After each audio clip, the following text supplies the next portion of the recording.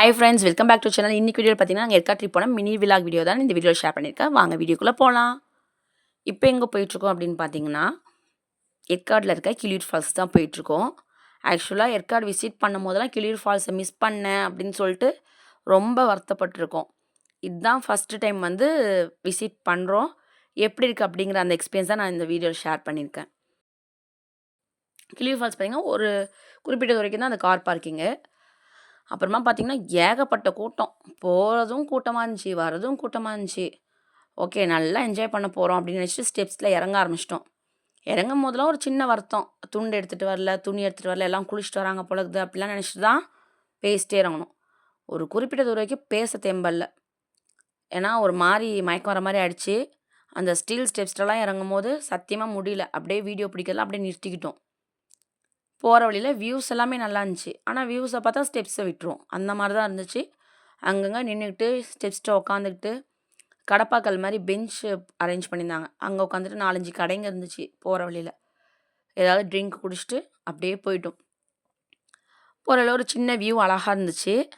அதில் பார்த்திங்கன்னா நம்ம ஃபோட்டோ எடுக்கலாம். அந்த மாதிரி இருந்துச்சு அந்த இடம். நல்லா நம்ம ஹைட்டில் இருக்கனால நல்லாவே அது என்ஜாய் பண்ணுற மாதிரி இருந்துச்சு. சரி, முடிஞ்சிடும்னா பள்ளத்தாக்கில் தான் அருவியே இருக்குதுன்னு சொன்னாங்க. மறுபடியும் நட அப்படின்னு போய் அருவியை பார்த்தோன்னே செம்ம எக்ஸைட் ஆகிட்டேன். அந்த அருவி எப்படி இருந்துச்சுன்னு பாருங்கள்.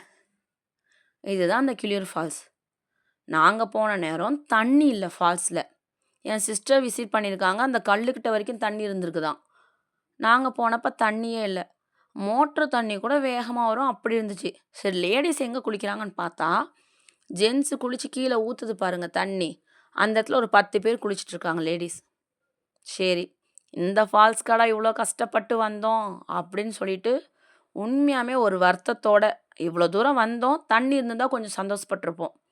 வந்தவங்களாம் இதுக்கு இப்படி கஷ்டப்பட்டு வந்தோமே அப்படின்னு நினச்சாங்க. ஆனால் ரொம்ப நாள் நாங்கள் அதை பார்க்காத இடத்த பார்த்தோன்னு ஒரு மன நிம்மதி இருந்துச்சு. அடுத்து ஸ்டெப்ஸ் ஏற ஆரம்பிச்சு பாருங்கள். உண்மையாகவே எவ்வளோ கஷ்டப்பட்டோம். 2 நாள் கால்லாம் ரத்தம் கட்டி அவ்வளோ கஷ்டமாக இருந்துச்சு ஸ்டெப்ஸ் ஏறினது. ஒரு சின்ன அனுபவம் எங்களுக்கு கிடைச்ச மாதிரி இருந்துச்சு.